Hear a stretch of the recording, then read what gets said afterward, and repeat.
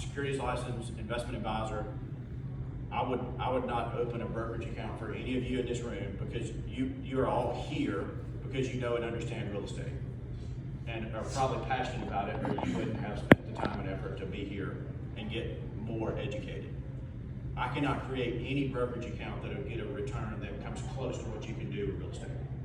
And so I would deny opening that investment account for you until you feel like you have exhausted all of your resources to invest in as much real estate opportunities as possible. And so, but what I do want to be able to help you and my clients, my business owners, my entrepreneurs with is how can I help you just create as much capital as possible so that you can invest in things you know and understand. And so that's where Infinite Banking comes in. We came across this strategy as a firm in the mid-2000s. I've been doing this for almost 15 years personally now. I was a client of our firm first, was a business owner, and it created so much passion in me because of how it changed the scope of what my wife and I were doing. I sold my business and came and started doing this full time in 2011. So anyway, if you can't tell, I'm a little bit passionate about it. So I'm gonna ask a poll question right now. If you could take all the risk away from leverage and all the headache away from leverage, so having to ask for money, having to get approved for it, having to jump through all those hoops, worrying about what if I don't have a tenant and I still have to pay this giant mortgage. If you could take all those risks away, raise your hand if you would use leverage for every dollar you could for every deal you did. Right? I mean, that's why people don't want to use leverage, is because you just get the risk. Like, I don't want the risk, I don't want to pay interest to somebody else. And what happens to this, pick a number a month that I'm obligated to ABC Bank to if I don't have a tenant, right? Obviously that risk is spread out if you've got 1,000 doors more than it is if you've got 4 doors, right? The more doors you have, the less risk there is with that if you don't have a tenant in, because you've still got other cash flows to make up the gap. We call that uncontrolled leverage. I'm going to teach you today, I hope, how we can have controlled leverage. How we can get all the good of leverage and take all the risk of it away. And so that's kind of what we're going to walk through here as I talk through it. So before I do that, I'm gonna who's heard of Infinite Banking before? Just about everybody. That's good. So Infinite Banking is 85% human behavior, how you handle the flow of your money, 15% where the money is. We believe the most efficient place for money to be to do infinite banking is in a properly structured dividend-paying whole life insurance contract. And just like Nolan said, he looked at me with a side eye first time we talked about that. So he's like, "You've lost me." He just said life insurance, and then you said whole life insurance on top of that. You completely lost me. So I said, "Wait a minute." We started talking through the benefits and whatever of life insurance. He's like, "That's all well and good, but I don't need any." We're going to talk about this, just a quick life insurance lesson. You really have a spectrum that life insurance is built on. On the far right, you got term insurance. That's a dollar in, zero cash, maximum death benefit. That's term insurance over there. On the other side, you've got single premium life insurance. That's a dollar in, a dollar of cash, a dollar of death benefit. We'd love to do that to its full. And up into the mid 80s, you could do that, and then the IRS got involved, like they get involved in every good thing, right? So that's one thing I'll point out. The IRS puts rules and regulates what we can do with this. I tell every client I have, if you ever find something that the IRS regulates, you should probably explore doing it, because it's probably really good for you if they don't want you to do the maximum amount, right? Just like a Roth, right? If that wasn't good for you, if that was best for them, they would let you do maximum. After-tax dollars somewhere that grows tax deferred that you get to tax-free later, right? Not a lot of them, anyway. So that is how this works, by the way. Dollars that we put here grow tax deferred we get to tax-free, and we never pay a dollar tax on it again later. And if structured properly, those are the rules, and we don't have those wrong limits. Doesn't matter what you make, the insurance company, based on your income and net worth, will limit us on what we can put in, but the IRS won't limit us on what we can put in. They do limit us on ratios. We gotta buy a certain amount of death benefit relative to our dollar, or they'll not call it life insurance, and then it works like a qualified plan. And we don't want that, especially not for use for real estate. So you got that spectrum there, kind of in the middle, or shaded towards a single premium is where whole life would fall. You get some cash value, you get some death benefit. Old way of doing whole life insurance is insurance company, here's $1. I want as much death benefit as I can get for that dollar. In other words, I'm going to use all the dollar to buy death benefit. Hence, early on, I'm going to have zero cash, or a penny or two of cash on that dollar. We try to take the single premium part and slide it towards whole life, where we get right up against what's called a modified endowment contract line. So that's where if we cross over that, it works like a qualified plan. We got to play by those rules generally. The IRS is concerned. If we don't cross over that, they call it life insurance, and we get to have freedom and control, and it becomes tax-free. We slide those two together. Instead of telling the life insurance company, here's $1, I want as much death benefit as I can get. We tell the life insurance company, here's $1, I don't really want any death benefit, but give me the minimum amount so that IRS calls it life insurance, so that I can get all the features and benefits. So anyway, we're gonna talk through that right now. So I'm gonna need a volunteer who wants to play this game with me. All right, what's your name? Kyle. Connor? Kyle. Kyle. All right, Kyle. We're gonna play a game. All right, so, and I'm gonna call these numbers out. I know it might be hard for some of you to see. The screen's a little fuzzy, but I find this is helpful. I do this exercise with all of my clients, and we do this. If any of you, whether you're already doing infinite banking or not, had a deal, I would build this calculator, and we would compare, because everything in the financial world is compared to what? If I say, hey, this is a great tool, it's a great tool compared to what, right? And so we've talked about savings dollars. The savings bucket of your net worth is where the capital comes from that you need, that you have to participate in deals, right? Even if you're gonna use leverage, the bank's not gonna loan you 100%. You're gonna have to put some capital in the deal, or get it from somebody else to put capital in the deal. There has to be at least a little bit of capital come from somewhere. And that's what we're gonna talk about now. We're gonna talk about, just the capital, the 20% or the 25% you gotta have to do the deal. Where's that capital gonna come from if you're gonna do leverage with the rest of it, right? And so, Kyle, you're a young guy. I'm assuming that I'm making the assumption that you're gonna need capital and use capital at least for the next 40 years of your life. I hope everybody in this room is using capital at least for the next 40 years. I might be the oldest guy here, I don't know, I hope not, but yeah. The older I get, I tend to be more and more often the oldest guy in the room, which I don't really like, but, so let's say everything's compared to what? So we're gonna build out a savings account, Kyle. I'm gonna have you give me some inputs. We're gonna build the most efficient savings account that we could hope to have, money market, whatever it is, not because that's where we want our money to stay, but capital has to reside somewhere in between when we need it, right?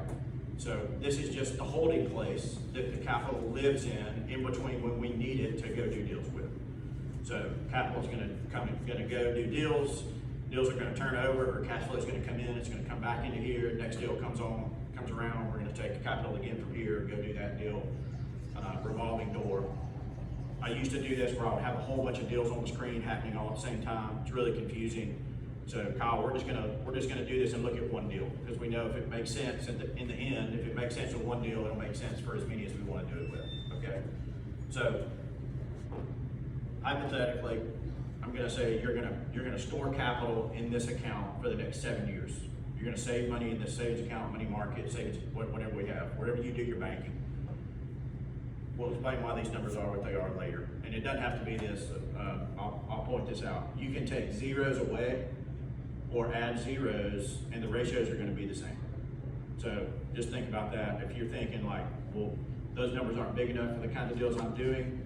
Add zeros, the ratio is the same. If you're saying, hey, I wish I could do those kind of deals, but I can't do those yet, take zeros away, ratios are the same, right? We have clients in our office that do 8-10 grand a year into this strategy to do whatever it is they're going to do. We have clients that do millions of dollars a year, every year, into this strategy to go do the other things that they're going to do. So, and for every reason you can imagine and every number in between. So, really just pay attention to the concept, the ideas. Don't get hung up so much on the dollar amounts here. So, Kyle, you're going to save $200,000 a year into this savings account for the first 4 years, and then for years 5, 6, and 7, you're going to save 800 grand into this savings account.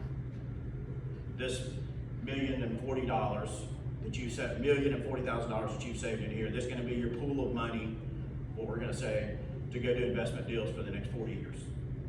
Money's going to flow in and out of this bucket for you to go do investment deals, whether you want to invest in real estate, whether you want to buy businesses, whatever you want to do with it. So you can see right here this column of all the 0% that says annual earnings rates at the top. I used to joke about 18 months ago I'd do this and I'd say, is everybody okay if we just leave it 0? Because that's what everybody was getting at the bank 18 months ago, right? 0.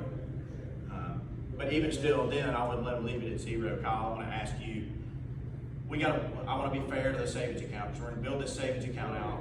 We're going to do a deal with the savings account, and at the end, we're going to swap to life insurance with the same deal, not changing any of the other inputs, and see how it's different, if it's different, why it's different. But for this savings account, to be fair, knowing that even 18 months ago, we were at 0, 0.1, 0.2 in a savings account, money market, see whatever at the bank. We're higher than that now. I mean, I've seen, you can do some online money markets that are bumping on 5%. Most of the ones at your local bank, if it's not a credit union, are going to be for 3s, 4-ish. You can probably get, depending on what you're depositing. But you know, in the highest we've ever seen in just passbook accounts, money markets, was mid-80s, early 80s. Mortgages jumped up for a short period of time, 20%ish, 21%. You get 5 or 6% just in a savings account at every bank on every street corner. You get 5 or 6%. So knowing that we've seen everywhere between 0 and 5 or 6% over the next 40 years, Kyle, what do you think would be a fair rate of earnings for us to assign to this savings account of yours? Like 3 or like 2.5 probably. 2.5? I'll put in 2.5. All right, so I'm gonna put an earnings rate in up here at 2.5. 2.5%. Remember, we had $1,040,000 of deposits. So if this sits in this savings account for the next 40 years, you don't ever touch it, and you could earn 2.5%, you'd have $2.6 million. Your $1,040,000 would have grown to $2.6 million. We've already talked about the IRS one time though. We had to pay tax on these earnings, right? If somebody's saving these amounts of money, they're likely in the highest tax bracket. Would everybody agree with that? And if you're in Alabama, you also got to pay state income tax. So I'm going to use that. So it's 37% federal, Alabama 5% state. I got a lot of beefs with the IRS. I'm sure you all do too. This is one of the biggest beefs I have is when you save money, that's the heaviest hand of tax the IRS will ever put on. What I mean by that is liquid interest-bearing accounts, what we would consider savings, are not only taxed as ordinary income, they're taxed as last dollar or ordinary income. So when we think about our income, we think of like, yeah, highest tax bracket, 37%. It's gonna be blended though. Effectively, I'm probably gonna pay less than that. If you earn 700 grand in a year and you have 10 grand of savings in your savings account, it sits on top of the 700, and that's the level at which it gets taxed. So it's worst case scenario from the tax man always on this. So that's why this is gonna be taxed at 42%. Sorry about that, Kyle, that just is what it is. So I'm gonna put this in. So remember where we were. We're at $2,640,000. Future account value $2,640,000. I wish that was clear for you guys. $2,640,000. So I'm gonna put 42% in here. And now we got $1,789,000. So we had $2,640,000 before we paid tax. Now we have $1,789,000. What's that difference? About 850 grand, ballpark.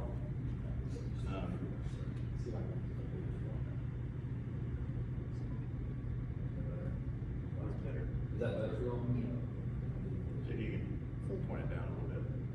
Leave my note there.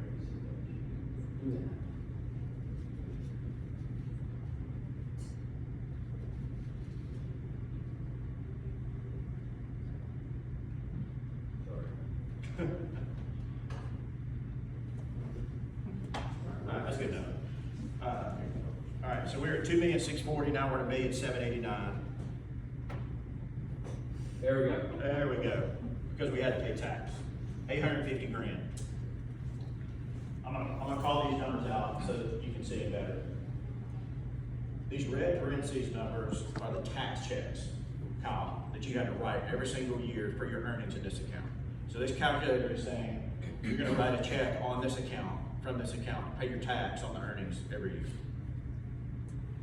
All of these numbers totaled up over the next 40 years for your lifetime, total $543,000. So you wrote tax checks equals $543,000, but you've got $850,000 less money. What happened to the other 300 grand? What's that? That's part of the reason. All right, it's opportunity cost, right?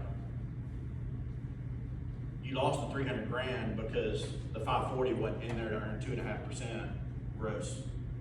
Right? So I want you guys to think about that for a minute. You wrote $540,000 worth of taxes, but it cost you really $800,000. It didn't cost you $540,000. So when we think about taxes, it's not just the check you write, it's what could you have done with that check if you didn't have to write it. Right? Big deal.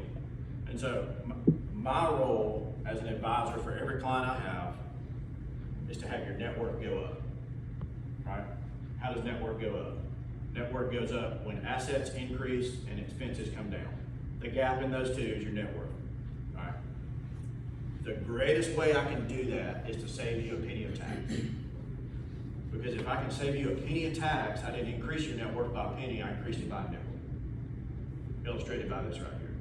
So that's the first place we all should look, that I look for every client I have, is there any place at all we can pay 1 penny less tax with anything we're doing? All right, and so this is gonna play into this heavy in a little bit. So we've got our savings account built, Kyle. So I'm gonna just put up here account no loan. I'm gonna keep up with where we've been here so we don't lose track. I'm gonna say account no loans, we got 1,789,926. All right, and so we're gonna look at a deal. Let me look back at my notes, what Nolan told me. He just did a deal. I believe a couple of you may have been involved in this here. He bought a piece of property a month ago or so, 6 weeks or so ago, for $213,000. He's got a contract right now for $430,000 on the property. What'd you say? What do you want to do with this deal? Nolan, you Hang it in the Louvre. Hang it in the Louvre. These kind of deals don't come around all the time, but they do sometimes, right? It's not like this is the first time in the history of real estate deals that a deal like this has come around, right? We wish they came around every 90 days. They don't, but these kind of deals do still happen. So in terms of that deal was, Nolan had 2 other investors, like I said, I think, in this deal. He was 50% partner. They each put 100 grand up. They were each 25% partner. At closing, which is going to be 45 to 90 days from purchase price, the net at closing, unless something changes, is going to be $178,300. And so for the 25% investors in that deal, the net profit is going to be $44,575 each for them. They put 100 grand in the deal. Usually when I'm doing this and I'm showing deals, Kyle, I'm doing something that's more typical of what we would experience in the real estate world, which is we inject some capital. We're going to expect some cash flow for a period of time, maybe for a long period of time, but then the deal's going to turn over. Somebody's going to knock on our door, broker's going to come and say, hey, I may have a buyer for your property, whatever. You got to decide if you're willing to trade the cash flow for the gain, right, on the piece of property. And so that's typically, I'm showing this with a deal happening, there being cash flow for 3, 4, 5, 7, 10 years, then a deal turning over. But I want to use this specific deal because I know there's at least one of the 2 investors in this room, maybe both of y'all. Are they both in here? Yeah, they're here. Yeah, so both of y'all in here. I want to use this one deal because it's a real deal and it's happening. It's a mill happening right now. One disclaimer: this deal that Nolan is gonna be a 45 to 90 day turnaround. This calculator thinks in 1 year increments. So this calculator is gonna assume that it's 12 months from deal purchase to deal close on sale. So that's really the only difference, but I wanna look at it, Kyle. All right, so first thing I wanna do, Kyle, we're gonna do a deal, right? We've got, everybody knows of two places you get capital from a deal. We either borrow it from a bank or we use our cash, right? Get a market loan, a loan out in the open market, or we use cash. Infinite banking is the third way, but for right now, we're gonna focus on these two ways. So just to establish cost of capital, I'm gonna say that we borrow capital from somewhere else, whether that's you got a business line of credit, you got an equity line on your home, wherever. If you're one of the guys that participated in this deal, you go borrow the capital to give to Nolan to do the deal. And I use the number 7.5%. Maybe that's what we can get. I just saw mortgage rates are now highest ever. Read an article this morning, probably projected to be over 8% average in the next 30 days or so. Just under 8 right now, projected to be over 8% average. Highest we've seen since 03, I think it was, 02, 03, right in the dot-com era. Good news is, I bought my first home in 04, just 24 months after that, and we got our mortgage for 5.25. So I'm hopeful that in the next 24 months, we'll be back in the lower fives, but right now we're working at 7.5%, right? So that's easy math, everybody can see that. Kyle, 100 grand, you borrow money, that deal's outstanding for a year, it costs you $7,500 in interest, right? Pretty clear to see that. So just remember, $7,500 in interest is what it costs. Well, if you're somebody that has a bunch of cash on hand, cash person, you might say, man, I'm not gonna pay $7,500 in interest. I've got cash sitting over here in the bank, more than 100 grand excess. I'm just gonna get 100 grand from my account that's earning 2.5% and give it to Nolan to do the deal. So let's see what that looks like. So I'm gonna go right here. We'll go to account cash instead of a market loan. So we're gonna use our cash for this deal. 100 grand comes out to give to Nolan. The real estate does its thing. And our interest cost column, the number at the bottom is $77,800. That was the interest cost to use cash for this deal if it never comes back to this account. That $77,800 represents what the 100 grand would have earned over the next 40 years had it been able to participate in this account. Now, we're happy to trade that 2.5% earnings for Nolan's deal, as we'll see that rate of return in a minute when we get to it, if he hadn't already talked through it. But we're happy to trade that, but that's still a $77,000 deficit here, $70,000 of a gap between what it would cost to borrow the bank's money versus what it would cost to use our own cash. All right. That is, I gotta be honest, I saw this, not these exact numbers, but I saw this calculator.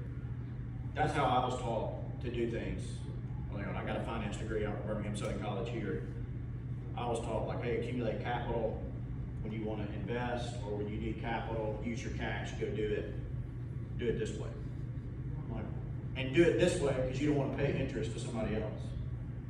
I'm like, whoa, it sure feels like I'm paying interest. Really, I am paying because even though I didn't write a check for that $77,000, it's not in my account. I may as well have written a check for it because it's not there. It's the same difference, right? So I got really aggravated the first time I saw this, Kyle, because I thought, well, I'm not doing it. The math says that the way I've been taught to do it is wrong. Because now instead of having $1,789,000, I got $1,612,000 in this account. So I'm gonna put up here, what's that, 3 numbers?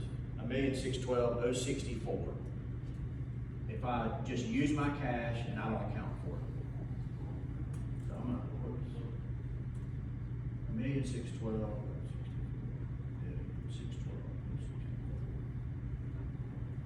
All right, so we're going the wrong way with that. So when we look at this and we see that, right, so let me back up one more thing. The cash guy would say, well, that is a lot, but I'll tell you what I like. This column right here that says end of year repayment, I really like not having a payment. I don't have any risk in that, makes me feel good to not have a payment.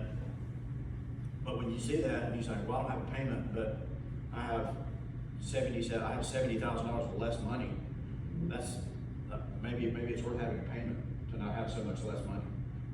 And so, again, we're just talking about savings dollars. We haven't borrowed anybody else's money, but what if, Kyle, you just said, you know what, I'm not willing to have my account hit by $77,000. What if I just gave myself a 0% loan? So when this deal turns over, in this example, in a year from now, instead of it not coming here, me just blowing it and squandering it, what if I just return it back to my pool of capital, the same 100 grand I took out, so that I can have it to invest again? How does that impact my interest costs? It's going to impact it some, right? Because all the money's not in there all the time. And so what if you gave yourself a 0% loan? What does that look like? 100 grand out, end of the year payment, 100 grand. 2,500 bucks in interest cost.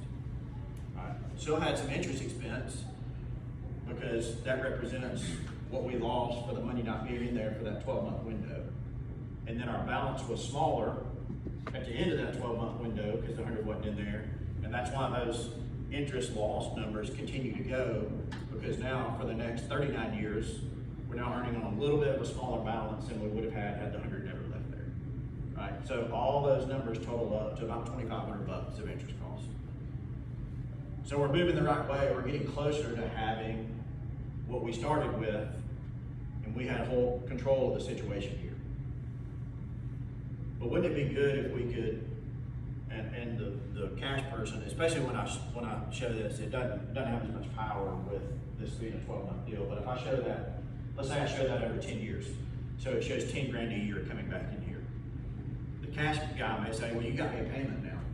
I got a payment of 10 grand, 800 some odd bucks a month that I'm obligated to.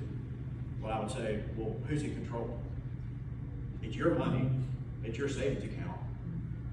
If you decide to wait 10 years and dump it all in there at the end, it's still going to be better off probably than borrowing. It's still going to be better off than it not coming back in.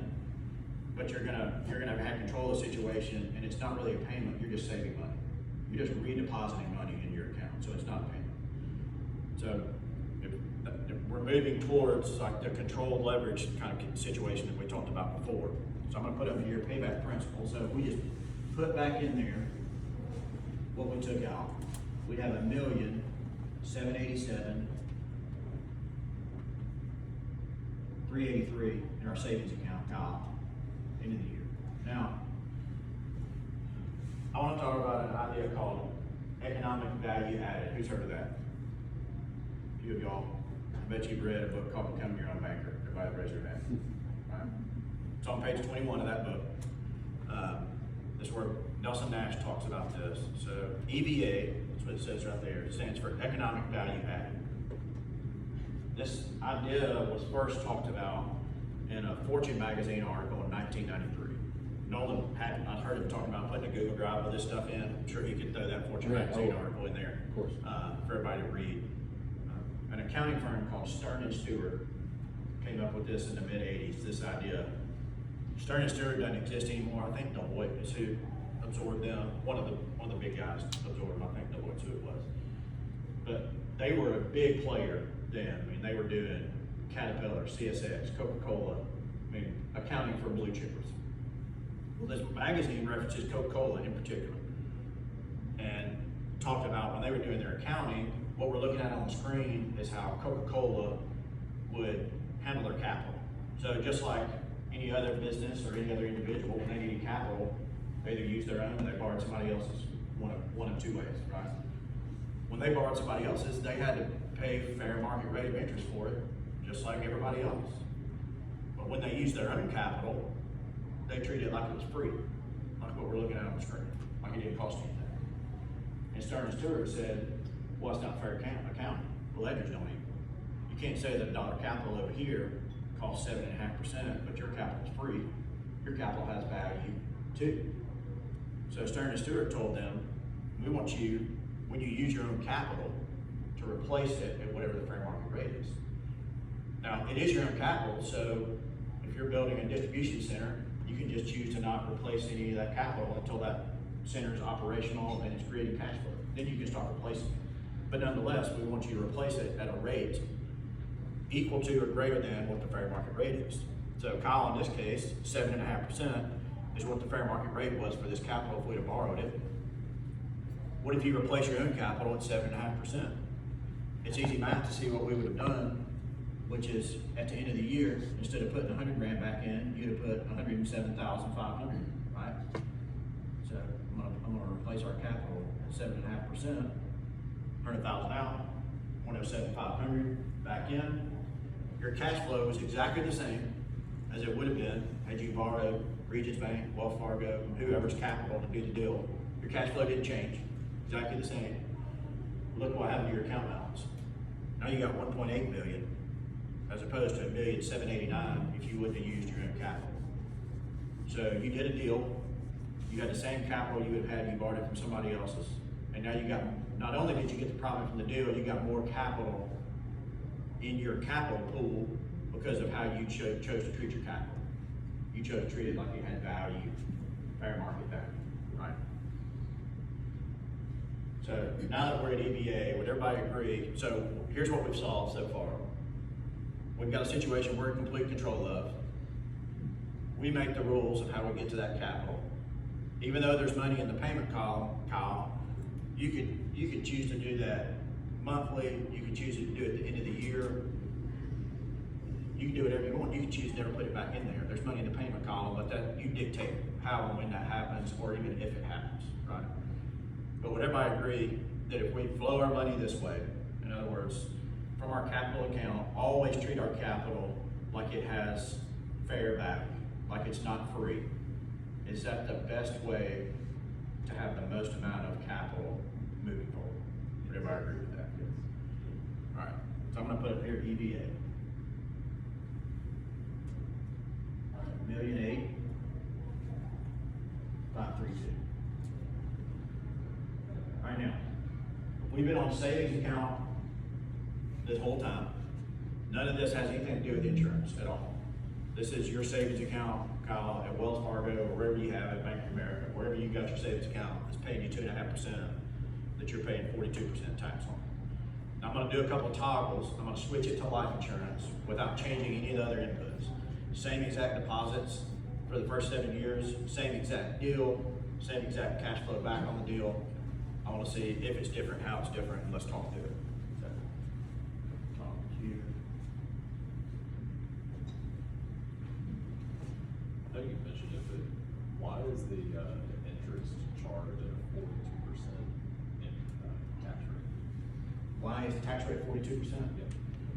So, because it's last dollar, it's taxed at last dollar. I'm making the assumption that this person, that Kyle, if he can save 200 grand a year into his savings account, is probably in the highest federal bracket, which is 37. And then also, we're in Alabama. Kyle, where do you live? Alabama. So Kyle pays 5% state income taxes. So 37 plus 5 is 42. So that's the tax rate on the savings account. But can you real estate to offset that tax? 1,000% you could, and we would encourage you to do that. Yeah, even if we can get it to 41.5, we would encourage you to do it every day, all day. All right, so now we swap to life insurance. If you can't see, this number down at the bottom is $2,418,000. Our best case scenario in the savings account was $1.8 million. So we've got $600,000 more money, and we didn't save any more money. We didn't have to work harder. We didn't have to do an extra deal. We got 600 grand more money, $600,000 more money. Kyle had to step out. Can anybody answer why do we have $600,000 more money? $600,000 more dollars. That was bad. $600,000 more money. $600,000 more dollars. What's that? What else? Yeah. Uninterrupted. All right, so let's peel that back. Uninterrupted compounding, which is right. Again, I can tell you guys have read Nelson's book, which I would highly recommend. If you've not read Becoming Your Own Banker, buy it and read it on your way home. Read it this weekend. It's 85 pages. It'll take you 90 minutes to read. It's worth reading. So our earnings are better than what the savings account would have been, especially later on. We can see that. That's one reason, but that's not the primary reason.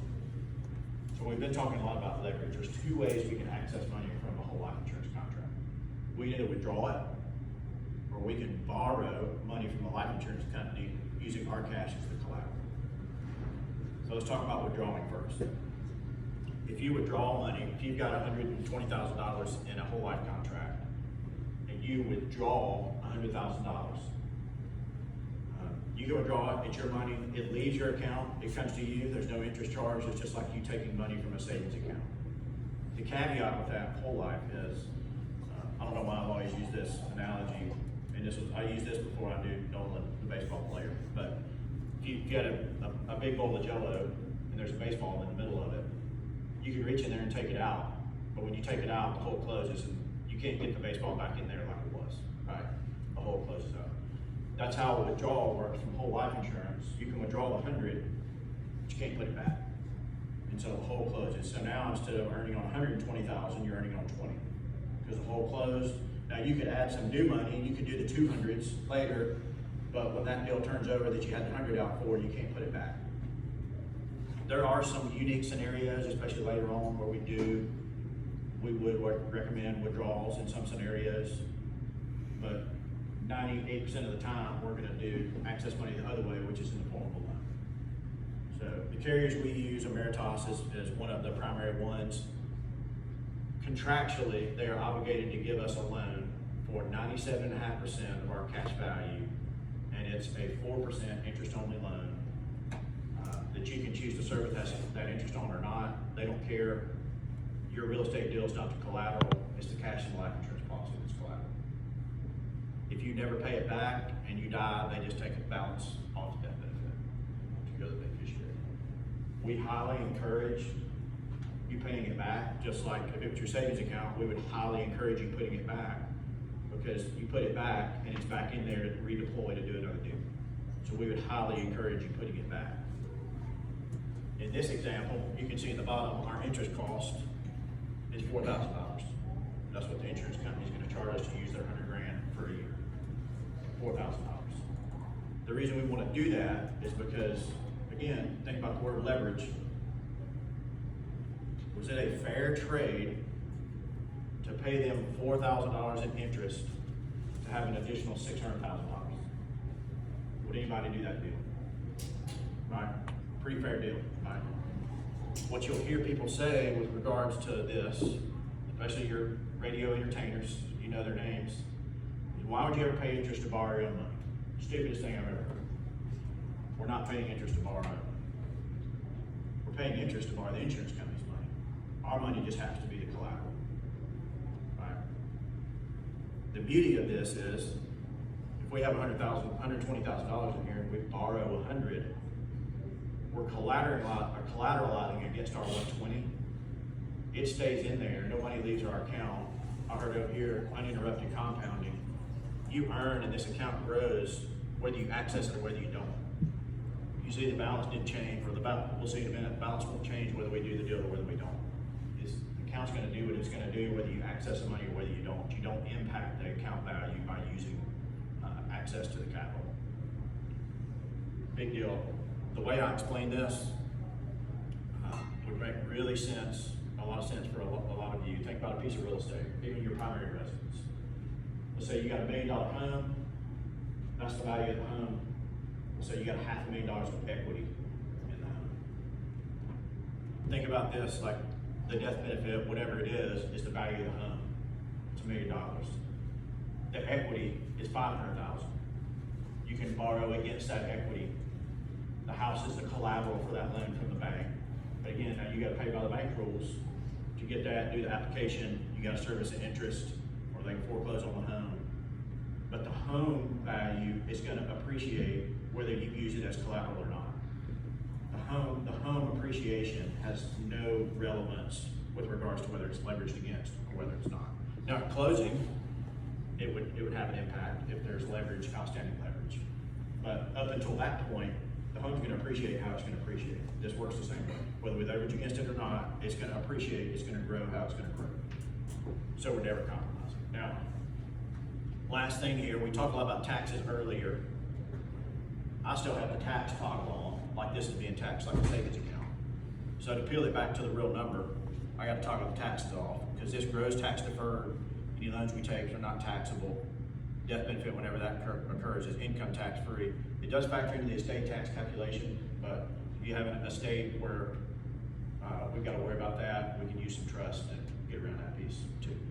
So let me toggle the taxes off, and we'll get to the real number. Now we're at $4,381,000. And all we did was choose a different place to keep our capital.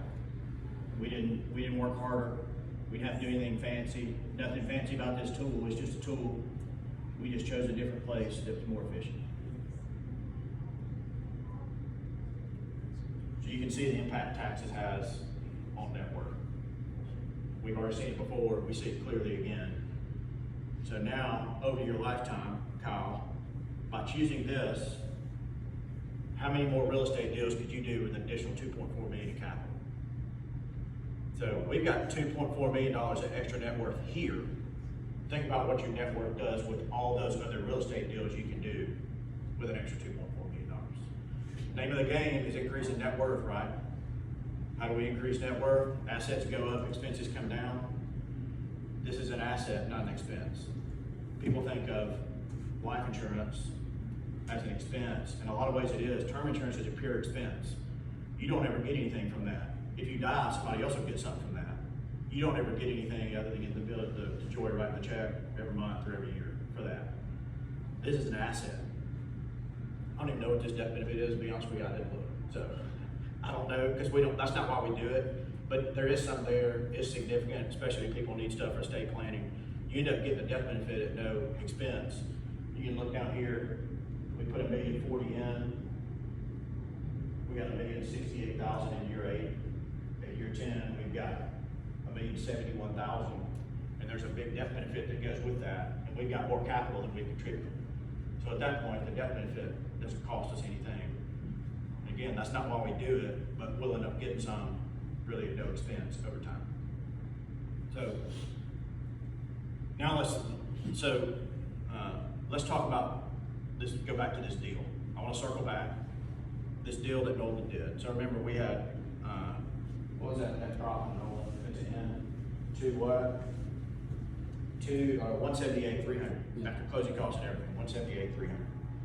So the two investors that put $100,000 each in are going to profit on that $100,000, $44,575. Okay.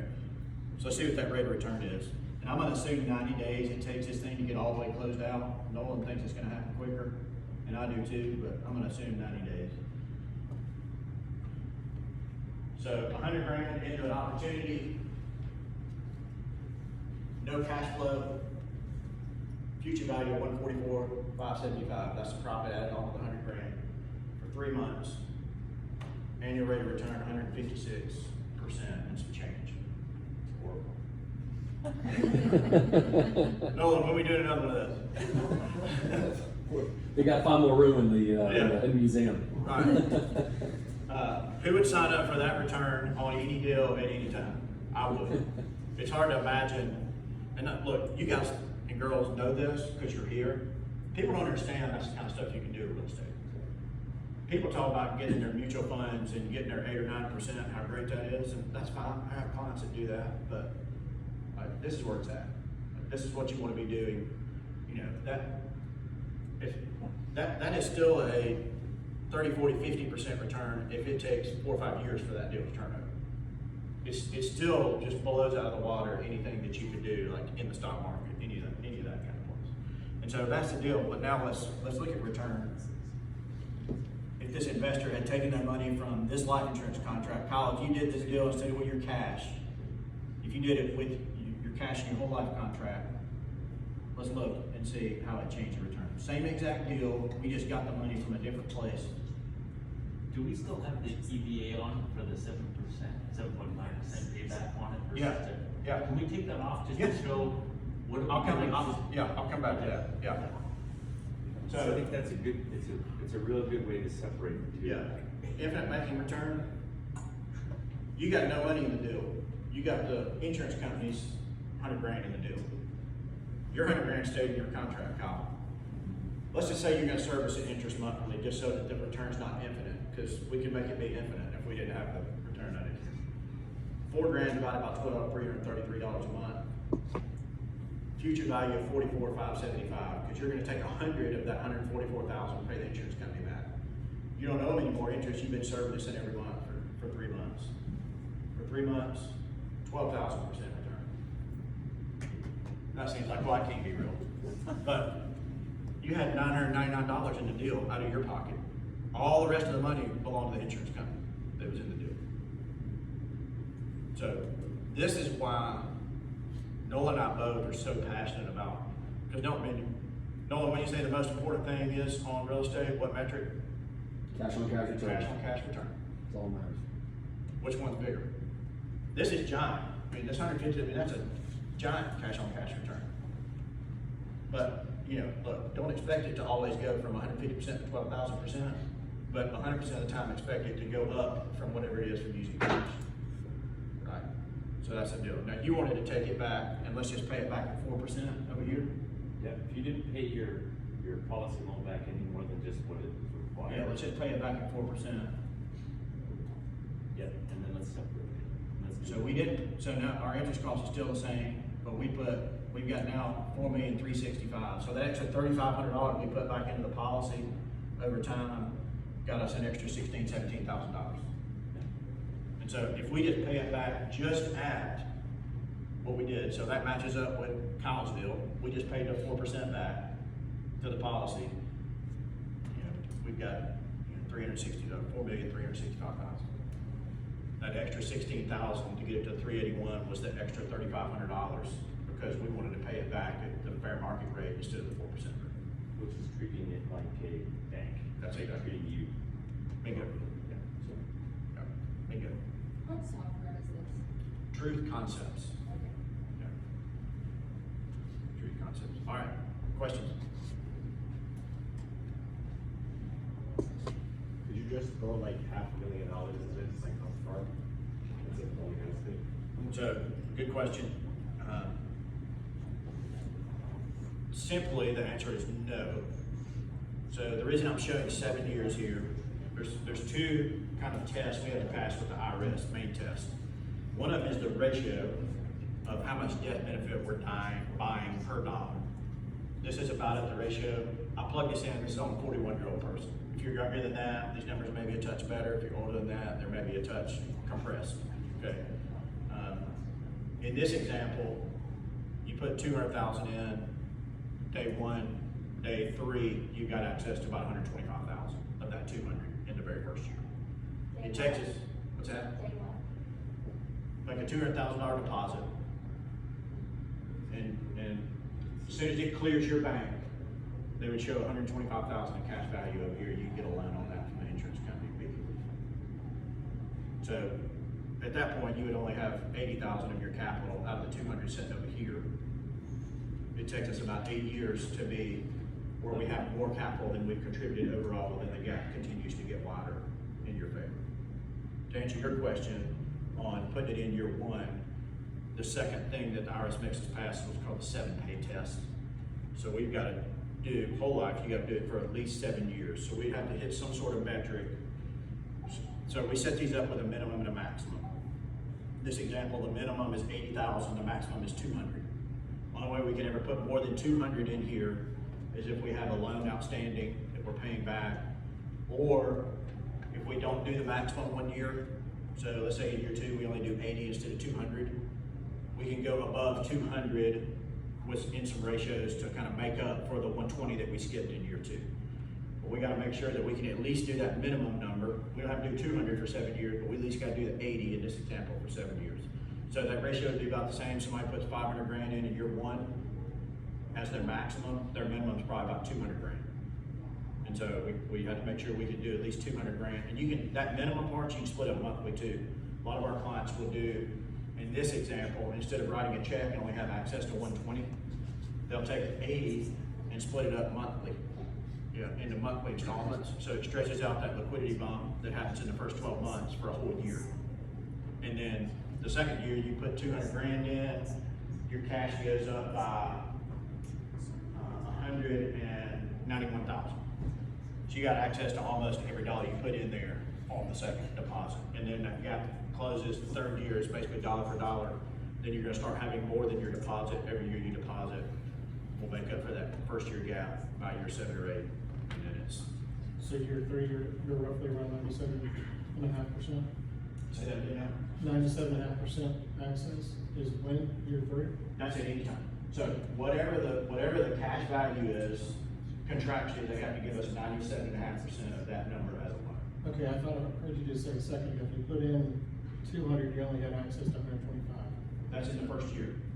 In the second year, the second 200 you put in, your cash value is gonna go up by about 191. So out of that second 200, we can get about 190 of that, Okay, second 200. okay. Yeah, go ahead. So you do get monthly payments, correct?